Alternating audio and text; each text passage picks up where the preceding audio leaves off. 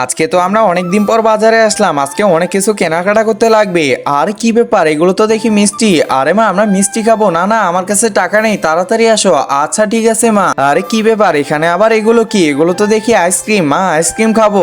আরে না না, আইসক্রিম খাওয়া যাবে না, তাড়াতাড়ি আয় তো।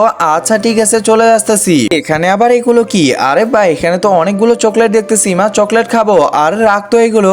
আচ্ছা ঠিক আছে। এখানে তো দেখি অনেক প্রকার ফল। আরে বাবা, এগুলো তো অনেক দাম। এটা নিয়ে নি। এই তো নিয়ে নিলাম। ভাইয়ার এটা বিলটা দিয়েন। আচ্ছা ঠিক আছে, এই যে নেন। আরে কি ব্যাপার, এতগুলো বিল কেন? ওই যে ওইদিকে দেখেন, আপনার বাচ্চাগুলো কত কিছু খাইছি। বাহ, রাজু অনেক মজা করতেছে। আরে রিমি, তোরা কি শুরু করেছিস? তোরা তো আমাকে আজকে খাইছিস, আমি তো টাকাই নিয়ে আসিনি। আরে রাজু, তাড়াতাড়ি খা, না হলে এগুলো দিয়ে দিতে লাগবে। আমার কাছে তো টাকাই নেই, এখন কি করব?